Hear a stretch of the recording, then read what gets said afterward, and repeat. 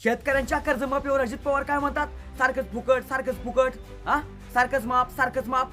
तुम्ही सारखाच मंत्री, तुम्ही सारखाच मंत्री, सारखाच भ्रष्टाचार, सारखाच भ्रष्टाचार. हे तुम्हाला चालतंय का? हा तुम्ही आमच्या बापाला काय म्हणता की शेतकऱ्यांना फुकट खायची सवय आहे?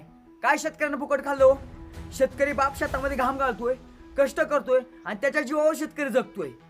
आणि आमच्या जीवावर म्हणजे आमच्या शेतकरी बापाच्या मतावर तुम्ही आज मंत्री आहात. आमच्या शेतकरी बापाच्या मतावर तुम्ही माड्या बांधल्या, आमच्या शेतकरी बापाच्या मतावर तुम्ही गाड्या घेतल्या. हा 70,000 कोटीचा भ्रष्टाचार करणारे अजित पवार, धरणात मुताची भाषा करणारे अजित पवार, कुठल्या तोंडाने तुम्ही शेतकरी बापाला म्हणता शेतकऱ्यांना फुकट खायची सवय आहे? हा एक जबाबदार महाराष्ट्राचे उपमुख्यमंत्री असताना शेतकऱ्यावरती अशी मुक्तापळे तुम्ही कोणत्या कारणावर उधळताय? तुमच्या कंपन्या वाचवण्यासाठी, तुमचा हा सिंचन घोटाळा वाचवण्यासाठी भाजप सोबत गेले तुम्ही. हा तुम्हाला माहिती होतं भाजप सोबत गेलं तर खुर्ची भेटणार आहे आणि तुमची संपत्ती वाचणार आहे.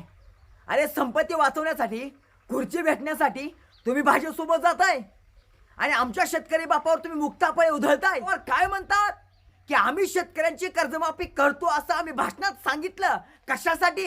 तर आम्हाला सत्ता घेण्यासाठी. हा म्हणजे सत्तेत यायच्या अगोदर तुम्ही काय म्हणताय? शेतकऱ्यांचा सातबारा कोरा कोरा करू.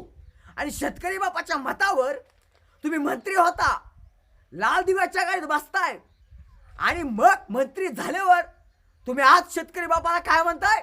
अजित पवार पक्ष तुम्हाला बदलता येतो आणि पक्ष बदलून जर आमच्या शेतकरी बापाची कर्जमाफी होत असेल तर अजित पवार तुम्ही स्पष्टपणे सांगावं की शेतकऱ्यांना कोणत्या पक्षात गेल्यावर आमच्या शेतकरी बापाची कर्जमाफी होईल. अरे उन्हात गेल्यावरती अजित पवार तुमच्या डोळ्यावरचा गॉगल निघत नाही. आमच्या शेतकरी बापाच्या बांधावर जर तुम्ही त्या ठिकाणी दुष्काळी दौरा करायला आले तर तुमच्या डोळ्यावरचा गॉगल निघत नाही अजित पवार साहेब. आणि तुम्ही कोणत्या तोंडाला म्हणताय की शेतकरी बापांना फुकट खायची सवय आहे? तो कष्टाचं खातोय, तो कष्टाचं जगतोय.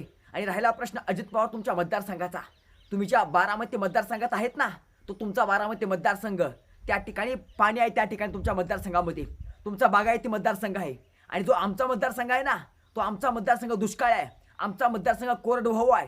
त्यामुळे दुष्काळी मतदारसंघातल्या शेतकऱ्यांची अवस्था काय असते, कोरडवाहू शेतकऱ्यांची अवस्था काय असते, हे कधीतरी त्या कोरडवाहू शेतकऱ्याच्या बांधावर जाऊन तुम्ही बघा अजित पवार साहेब. साहेब शेतकरी भिकारी नव्हता आणि नाही, पण तुमच्या या सरकारच्या धोरणानं शेतकऱ्याला भिकारी बनवले. आज आमच्या सोयाबीनला तुम्ही हमीभाव देताय काय?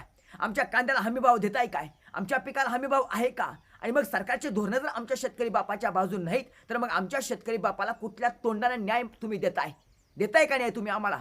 म्हणजे आम्ही भिकार नाही, तो तुमच्या धोरणानं आमच्या शेतकरी बापाला भिकारी बनवलंय. आणि तुमची धोरणं शेतकऱ्याला मारक आहेत, शेतकऱ्याला जगूही देत नाहीत आणि शेतकऱ्याला मरूही देत.